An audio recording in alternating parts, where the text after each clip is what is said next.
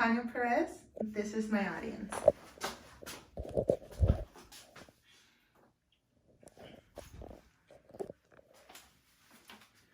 Hello.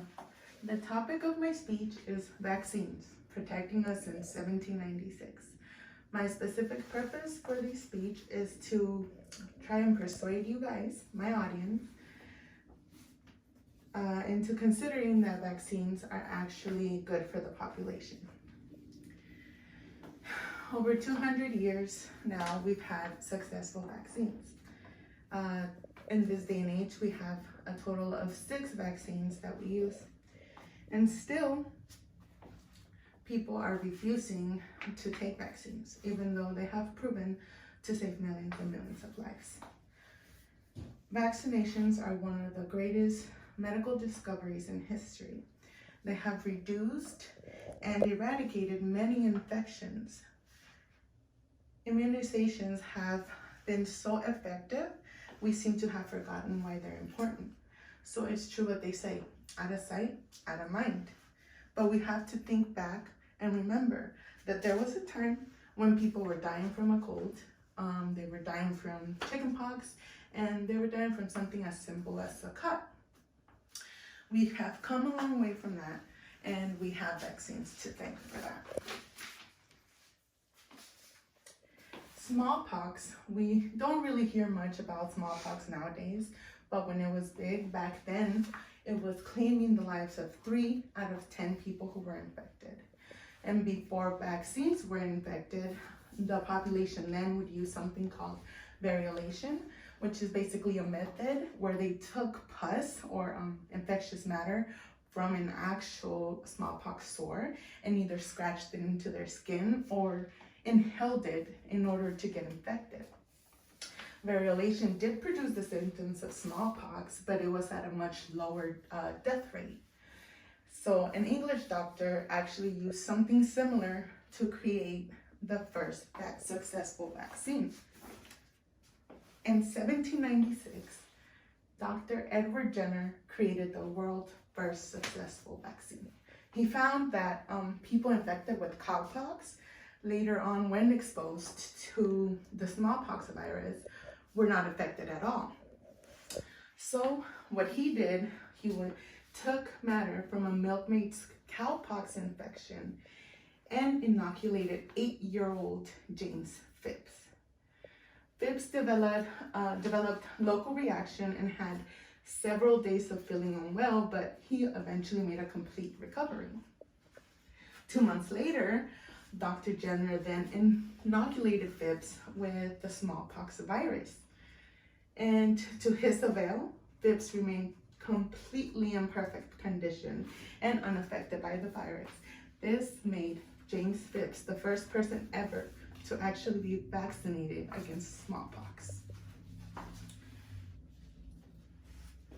According to the CDC, the 33rd World Health Assembly declared the world free of the disease smallpox in May 8, 1980. They deemed this one of the most and biggest achievements in international public health. This, though, did not come without any effort. Even with the success of the vaccine, people were still hesitant towards them. So people have been refusing vaccines as long as vaccines have been around. There is many different reasons why people refuse to get immunized. Some actually have medical conditions that prevent them from getting the vaccine, but most are just either misinformed or refuse to inform themselves on what vaccines actually are. So let me tell you, there are 6 types of vaccines. The first type is live vaccine. This one contains actually the live pathogen, but it's weakened. So it does not produce enough of a response, and it will actually, it does not produce enough of a response to cause a disease. But the immune system will react enough that the vaccine will remember the pathogen for a long time and it will protect us. The only thing is we will require some additional boosters with this one. Examples of live and attenuated vaccines are measles, mumps, MMR, and chickenpox. We also have inactivated vaccine. vaccines, which contains an inactivated or dead pathogen, and it can replicate, but the bacteria or virus is kept intact, so our immune system can recognize it. With this type of vaccine, you will need additional boosters. Since the virus is dead, it kind of has a limited time that it actually works. And some of this, an example of this vaccine is polio and influenza. We also have toxoids. So some of the diseases are not actually caused by the bacteria, but by the toxic it produces. So this type of vaccines are good at preventing toxic mediated diseases, and booster shots are recommended every 10 years. An example of this is the tetanus and the diphtheria vaccines. We also have subunit and conjugated vaccines, which contain only a part of the pathogen they protect us from. And they can produce an immune response to the sugar that the pathogen is coated with, or it can produce proteins on the surface of the bacteria and viruses. Since these vaccines only contain a piece of the pathogen, they cannot cause infections or sickness. And some of the examples of this is pneumonia vaccines, shingle vaccines, and hepatitis B vaccines. Now, the newest types of vaccines that we mostly all have heard of, they have been created in the past 2-3 years. The first one is mRNA vaccines. This vaccine contains the genetic code of the pathogen that we're trying to protect ourselves from. So it causes our immune system to create specific antibodies to recognize that protein that is in the pathogen we're trying to get. And with future exposure of that virus, our immune system has basically like the blueprint to create the antibodies to fight against it. This vaccine is very beneficial because unlike the other vaccines that have taken years of trials to even get approved, this one can be created quickly. And examples of this vaccine is the COVID-19 vaccine created by Pfizer. And the last type of vaccine we have is viral vector. This one contains a harmless virus that delivers the genetic code of a specific antigen you want the immune system to protect you from. And an antigen is basically what triggers our immune system to respond. So this vaccine causes a very strong immune response from one dose, but later on you will continue to need a booster just to continue immunity. And examples of this vaccine is Ebola and COVID-19. Now, for the big question, do these vaccines cause any harm? Well, yes, that's the answer. Vaccines do have side effects, even though most of them go through years of trials before they are licensed to the general use. Some of the side effects they come with is local site reactions, which is rash or redness on the injection site, fever, soreness. Allergic reactions are sometimes there, but more severe and serious reactions are very extremely rare. Even with this information provided, people still have attempted to link childhood vaccines to later diseases, like Andrew Wakefield in 1998. He published a journal in a scientific paper, The Lancet, suggesting that MMR vaccines were responsible for autism. Of course, this caused an uproar in the community, and anti-vaxxers were having a field day with it. But later on, the paper was discredited because the research and what it claimed were found to be fraudulent. And the author's medical license was revoked.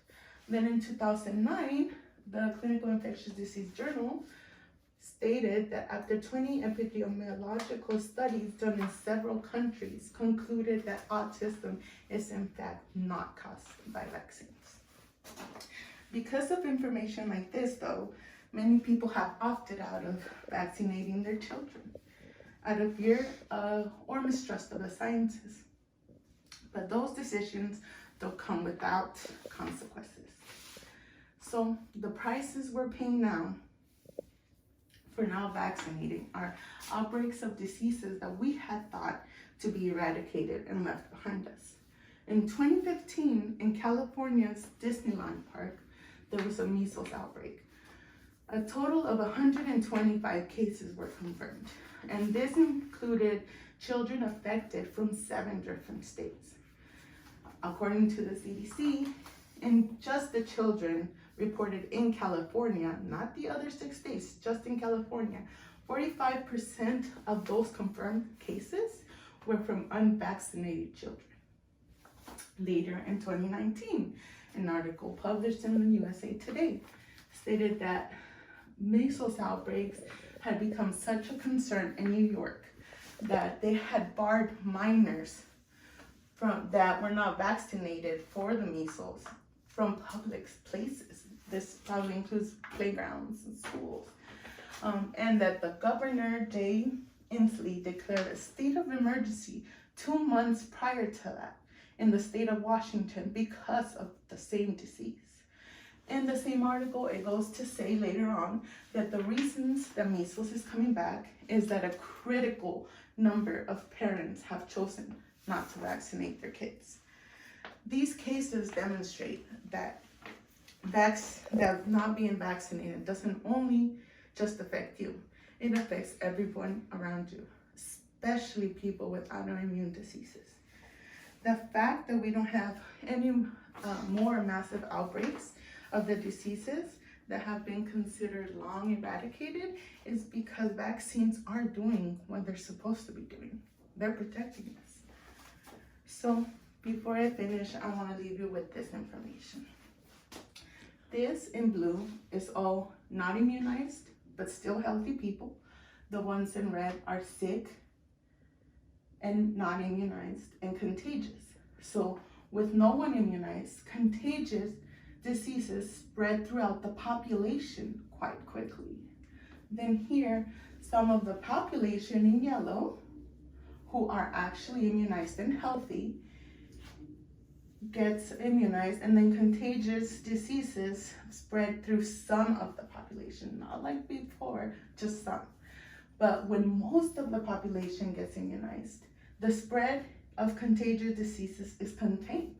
So sure, not everyone can be vaccinated, but within a population with a high proportion of individuals who are vaccinated, the resistance to the spread of contagion is very high. Thank you so much for your time.